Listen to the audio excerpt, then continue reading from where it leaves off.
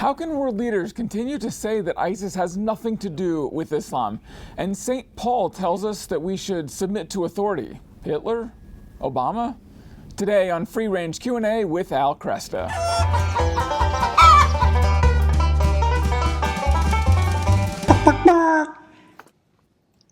Welcome to this episode of Free Range Q&A with Al Cresta. I'm Nick Tom along with Al, and we thank you for your submissions on Facebook, Twitter, and freerange@avemariaradio.net. That's our email. We are answering a lot of your questions, and you ready to get started, Al? What's that? That was dinner last night. Bob, maybe took part. Do you think, listen to this. Hey, do you want to do the chicken dance? Be ready, here we go. Now, do you think that is what you should put in front of him? Yes. You can join Pete if you want, but We'll talk later. I'm not going there. Yeah, we'll talk later. What about Bob? What about Bob? Keep that in mind. All right. Might do something with Bob. Since 9/11, Western leaders, including President Obama, Secretary of State Kerry, French President Hollande, British Prime Minister David Cameron, continue to claim that ISIS does not represent Islam. Some continue to say it is not Islamic in any sense. How can they persist in making this claim? That's a question from Anna in St. Louis. Anna, it's an amazing phenomenon. You're right. It seems strange. It is strange. I don't know, have you ever heard the joke that the first law of economics is scarcity? Yes. Okay, so it means, first law of economics is scarcity. We don't have as much as we need. We can't satisfy all our goods and wants. So the first law of economics is scarcity. And the second? The first law of politics is to deny the first law of economics. Right. Because politicians are always wanting to give you the impression that problems that are really there aren't there. Right. And that's what we're seeing here with the refusal to recognize that what we've got is a truly deep Islamic problem. Now, if you want to understand somebody, Aristotle starts off his politics by asking, saying that the first question of politics is how ought we to order our lives together? And in order to do that, you've got to listen to the other. You've got to ask, well, what is it about these people that I need to know in order to govern? And that's what you would have to ask. What is it that Muslims want? ISIS, Al-Shabaab, the Muslim Brotherhood, Al-Qaeda, all of these groups have made it clear that they are, in fact, Islamic. They rely on the Quran, they rely on the tradition called the Hadith, they rely upon particular teachers. You read what they write. Read Sayyid Qutb's Milestones. Read Osama bin Laden's declaration of war against the Crusaders and Israel. There's no doubt that these are motivated by Islam. So you scratch your head and you say, well, why would Western leaders refuse to acknowledge that these are Islamic groups? Because you have to identify your enemy. You have to understand the ideology that motivates your enemy. And in this case, the enemy is a global jihadist movement, which is utopian, totalitarian, and theocratic, and it is rooted in Islam. So why are we doubting that ISIS, Al-Qaeda, Al-Shabaab, and other activist groups like this, why are we doubting that they are Islamic? We're doubting it because of their use of violence. In our mind, religions don't do that kind of thing. In the West, we tend to think of religion as a private, personal matter. It doesn't deal with government. But the nature of Islam is religio-political. Its highest form of knowledge is law. In Christianity, the highest form of knowledge is theology, knowing God. In Islam, the highest form of knowledge is jurisprudence. How do we govern? So Islam, by its very nature, is political and legal.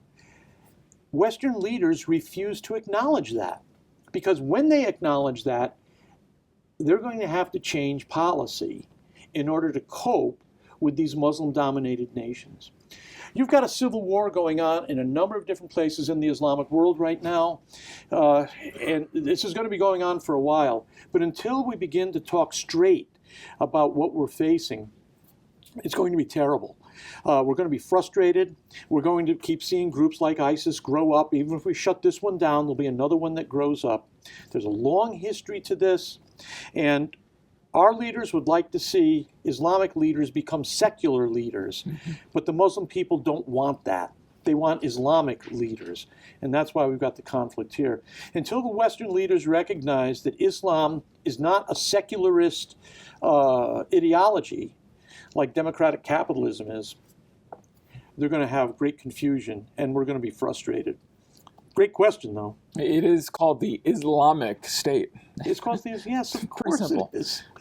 Yeah. And state, a brief follow-up on that. It's called Islamic State. What does the state mean? They're carving out a nation state. Yeah. They claim to be the new caliphate. The caliph has responsibility for the spiritual and legal governance of the Muslim people, the entire global Islamic community. And that's what they're trying to do.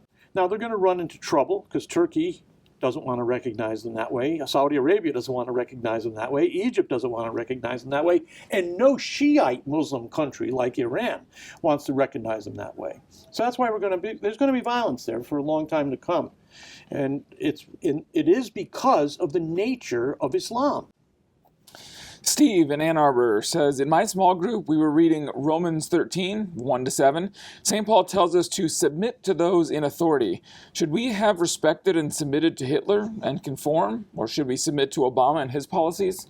Probably an easy way to get onto this is to recognize that most of St. Paul's letters were written from prison. Okay. So clearly he didn't feel as though he had to give absolute submission to the Roman authorities. Christianity believes that while God has instituted the state in order to punish evildoers and to maintain righteousness, justice, the state can err. It can err. Even though we call the civil authorities ministers of God, they can err. And when they err, we're under obligation to obey God rather than man, as Peter said when he was getting arrested in Acts chapter 5, verse 29. So I think that's the easy way to look at it. It can't be absolute.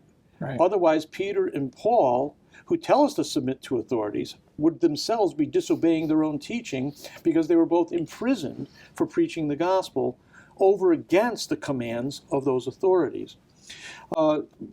Probably civil disobedience in American history is best seen in the life of Dr. Martin Luther King Jr., a Baptist minister.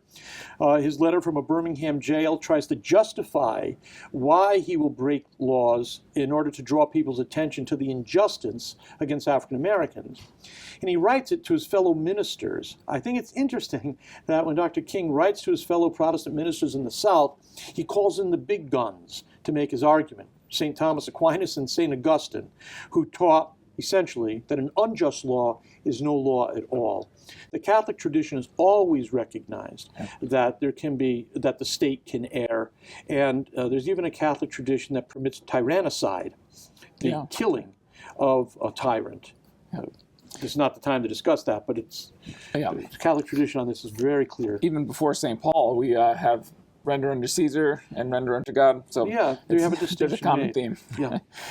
Good questions today. Good answers as usual. Thank you. Do you have any questions for the viewers? Well, I want to keep good questions coming, and questions that I'm especially interested in are questions that you have to face when you're out talking with relatives or friends or in the workplace, questions that people raise with you.